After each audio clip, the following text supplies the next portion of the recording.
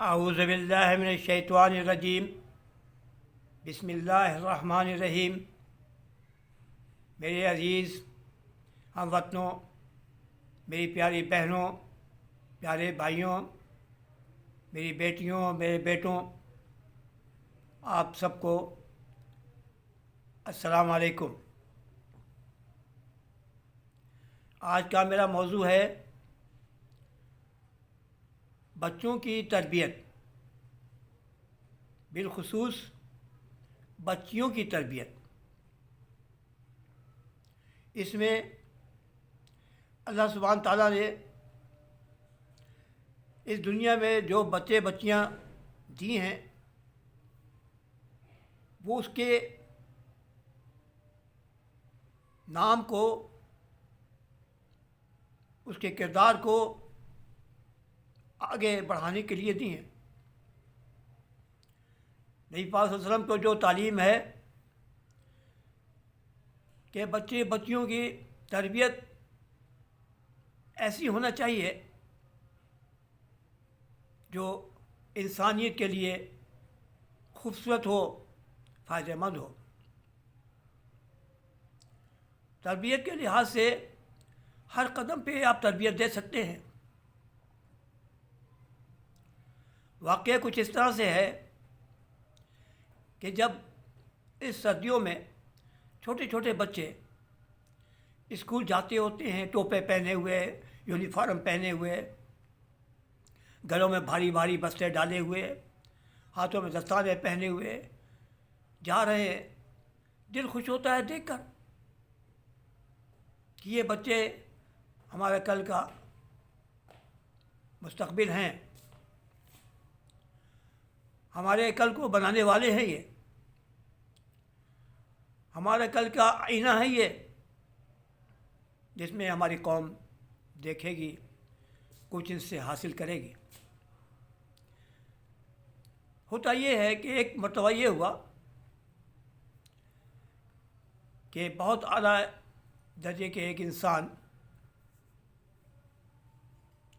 انہوں نے یہ فرمایا کہ چھٹی کا وقت تھا، میں جا رہا تھا تو میں نے دو بچیوں کو یہ دیکھا کہ وہ کچھ کھا رہی ہیں، وہ کچھ بازار سے لے کر کھا رہی ہیں، کیونکہ آج کل تو بازار میں بہت خوبصورت خوبصورت پیکنگ میں بڑی بڑی بڑی چیزیں ملتی ہیں، چاہے اس میں اندر کچھ بھی نہ ہو، لیکن پیکنگ کی خوبصورتی ہوتی ہے۔ تو وہ کچھ کھا رہی تھی، ایک بچی کھا رہی تھی، دوسری اس کے ساتھ میں جو جا رہی تھی وہ اس سے کچھ مانگ رہی تھی، کچھ ہمیں بھی دے دو، لیکن وہ بچی اس کو نہیں دے رہی تھی۔ تو ان صاحب نے یہ دیکھا، ان کے پاس گئے اور ان جو بچی کھا رہی تھی اس سے کہا، السلام علیکم، میری بچی، مجھے بہت بھوک لگی ہے، کیا مجھے آپ کھانے کے لیے کچھ دو گی؟ اس نے ان میں سے نکال کر کچھ ٹکڑے ان کو دیے، انہوں نے وہ ٹکڑے لے کر ایک خود کھایا، ایک اس بچی کو دیا جو کھلا رہی تھی، ایک اس بچی کو دیا جو مانگ رہی تھی۔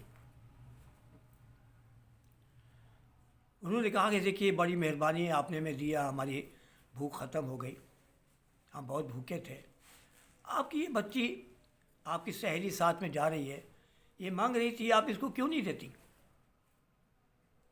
تو اس بچی نے چپ ہو گئی، تو انہوں نے کہا کہ آپ اس بچی کو دیجئے، بیٹا آپ ان سے، دوسری بچی کو کہا آپ ان سے مانگیے۔ اس نے مانگا تو اس نے مٹھی بھر کے اس کو دے دی۔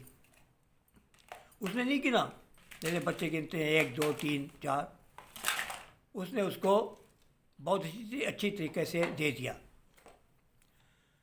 کھایا، بہت خوش ہوئے، ان صاحب نے ان کا شکریہ ادا کیا۔ اس سے یہ حاصل ہوا کہ ہم بچوں کی تربیت اگر اس طرح سے کریں گے، ڈائریکٹ نہیں کہ تم بری ہو، تم یہ ہے، تم وہ ہو، نہیں، پیار سے محبت سے ان سے ہم کہیں گے تو وہ مانیں گی، جیسا کہ آپ نے ابھی سنا۔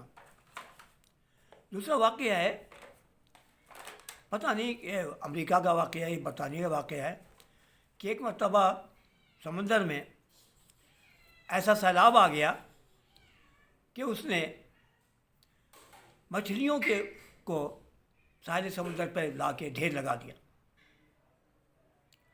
तो एक बच्चा उसमें से एक एक मछली को पकड़ के समुद्र में डाल रहा था। तो वहाँ से एक बहुत बड़े स्कॉलर गुजरे, उन्होंने देखा तो उन्होंने उस बच्चे से सवाल किया कि क्या बेटा, आप इन सब मछलियों की जान बचा लेंगे क्या? इनके लिए आप सबको डाल देंगे? उसने कहा देखिए सर, बात यह है कि अगर मैं कुछ नहीं कर सका तो कम से कम एक मछली की तो जान बचा लूँगा पानी में डालकर।